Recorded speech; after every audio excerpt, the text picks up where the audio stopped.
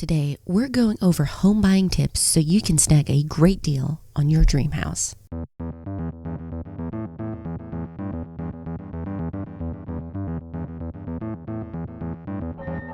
Welcome to Couple Money, a podcast focused on helping spouses get on the same page, dump their debt faster, and get on the path to financial freedom together. I'm your host, Elle Martinez. This podcast is brought to you by Coastal Credit Union. Coastal's mission is to help you live a better life by offering you a better way to bank. Learn how by visiting bankbetter.org.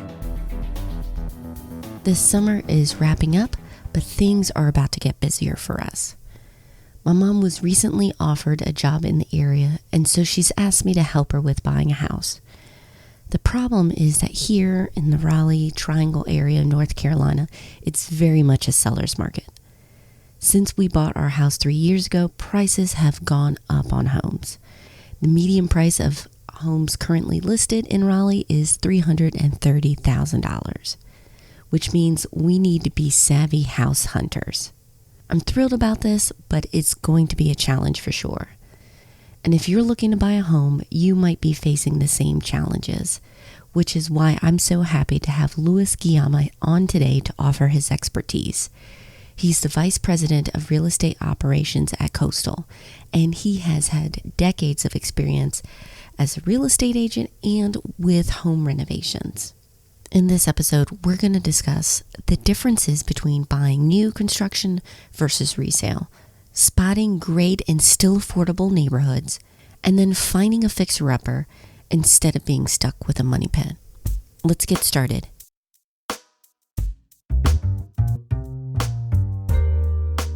I don't know how things are in your area, but here in Raleigh, if there's a strip of land, they will build on it. We have new developments coming up around our neighborhood, across the city, and we've noticed, of course, that our home property value is rising, and that can be a good thing. But it also means that if you're buying now, the prices are going to be much higher than when we first bought. And the first time we went house hunting, my husband and I went with a new construction. It was a townhouse on the north side of the city. And the second time around, we went with an older home, a little bit closer to downtown and much more convenient for how we live now. And there are noticeable differences with buying new versus a resale. So if you're hunting, you may be wondering what's the best option for you. And Louis was sharing that with the new construction, there's going to be an additional expense. So obviously, when you buy something that's new, you're going to pay a slight premium on that, as opposed to buying something resale. And there's quite a few differences between new construction and resale homes when it comes to pricing, to character, to development of the property and the neighborhood in general. So there's definite considerations that any home buyer should make. And also with new developments, you're looking at potentially having an HOA.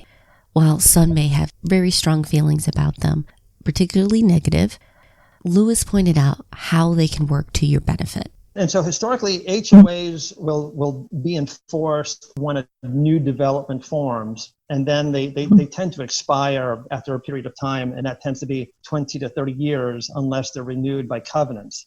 Most every new development will have an HOA, and that's not necessarily a bad thing. That really aids the neighborhood and its development and the culture that it forms, because you have all these different personalities and moving into the neighborhood, so it can go in any number of different directions. And so the covenants kind of put rails on it and kind of guide the development of the neighborhood. Listen, you can't change colors to this. There has to be uniformity in the structure. You can't park commercial cars in front of the house. So HOAs are not necessarily a bad thing. It can help the neighborhood develop to where it was intended to go. It can be problematic for some people, if they have a larger number of pets than is typical. I just met someone and they had 6 dogs, so that may not be permissible in most HOAs, but there are some areas that they can find a nice home. So if you're considering buying a home with an HOA, take some time, do the research, and better understand it. Not just with the costs, but what you're getting out of it. Those covenants are recorded at the inception of the neighborhood. They get recorded at the Register of Deeds. So anybody can go into the public records at the Register of Deeds of respective county and then do a search by the name of the HOA. And if you look at the name of the HOA, whether it's Wakefield Plantation or Briar Creek, Yeah. search in there and you'll see the covenants come up, and then just read the covenants that apply to your particular property. It's very tempting to buy into a trendy or popular neighborhood. It seems like only a few spots have the best restaurants, fantastic parks, and incredible schools. But if you're determined to live in a particular neighborhood that's really popular right now, expect to pay a premium. And something to keep in mind is when you buy into a popular neighborhood, it's not always going to be the best move for you or your finances. You know, the best thing that I can recommend to finding homes with good value in good neighborhoods is to look at a longer track record than what's trending today.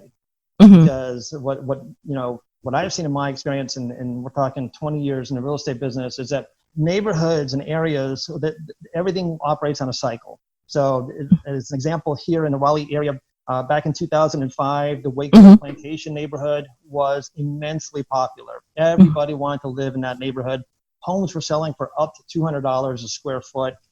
And today, now we're almost 15 years removed from that, and we encounter people that aren't able to sell their homes because of the price that they paid moving into it. They actually bought at the peak of the market in a really trendy neighborhood.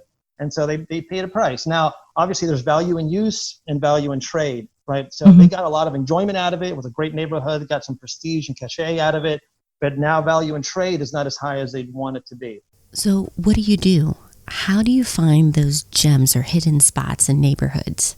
What I always recommend to people is pick an area that's convenient to you, that supports your particular lifestyle, is close proximity to your work and to the places that you normally visit. And then don't buy the most expensive home in the neighborhood. Don't buy the prettiest home in the neighborhood. I always recommend look for the home that has that's not the shiny new coin in the neighborhood. Finding those diamonds in the rough. Or another way to say them, fixer-uppers. If you ever watched House Hunters, you've probably seen this. A couple looks at a home and they start making comments about the place. And sometimes it's a legit complaint. They notice maybe the AC unit isn't in good working condition. But most times they complain or compliment all those surface finishes. The appliances, the countertops, the floorings. Oh, and my favorites definitely have to be the couples who hate the paint. When I spoke with Louis, he told me that time and again people buy based on what they see, which is understandable. But if you're trying to get a great deal, you need to focus deeper on the crucial areas of the home. Everyone's maintenance issues is predicated upon your purchase decision. You have to look past your first initial or your emotional response to the property, because we're all visual, right? And so people will walk into a property and they're forming their opinion on the property based on what they see, but they're not really looking at the details behind the property. So there are three key components to every home. There's the foundation and structure. You have the mechanicals and plumbing, which is like your air conditioning system, your hot water heater, as well as the plumbing pipe itself. And then you have the surface finishes, which is what we're really responding to when we enter a home. We look at the wood floors, we look at the quality of the cabinets, the paint surfaces, etc. And I really encourage buyers to take a closer look at the foundation and the structure, make sure that is sound, and that'll be determined by any competent home inspector. I always recommend doing a home inspection, even in new construction homes. So I can tell you from personal experience, he is absolutely right. Our first home, that new construction, we thought we could save some money because it was brand new and not have a home inspection. Well, sometimes when you see these builders come in and have developments go up quickly, the quality isn't what you expect. We saw things here and there that weren't done right the first time. And when it came time to sell, another issue was evident. The window seals were broken. We pretty much had to replace all but one window, which is kind of ridiculous because at that point, the home was about 5 years old. So you better believe that the next time around, we did have a home inspector and we followed him closely. With this house, when we came in, we immediately loved it. We loved the layout, the natural light, and the overall location. But the basement, there was so much potential. But between what the home inspector found and ourselves' comfort level, we saw we needed to make a pretty major repair if we planned on finishing and using it. If we bought as is, while we technically could have still afforded it, money would have been really tight for a while. Instead, we took that information we got from the home inspector and our agent negotiated a lower price. It allowed us to get the basement properly fixed, keep the mortgage affordable, and now have an awesome home office space for both of us, which is a huge win in our book. So if you're looking for a fixer-upper, it pays well to, pay someone to dig into your potential home so you can avoid a money pit. Then if you don't want to, entrap yourself in a money pit, you want to make sure that the mechanical systems of the property have been updated. You want to make sure that the air conditioning is in good shape and in working order.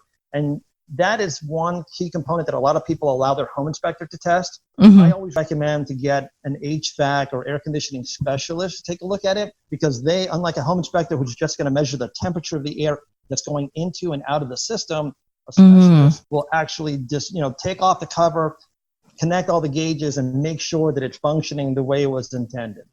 That's where you really encounter the money pit situations, where you purchase a house because it looks cosmetically, it looks fantastic, but the underlying support systems are old and not functioning properly, and you're constantly putting money into them. And air conditioning in particular can be very expensive.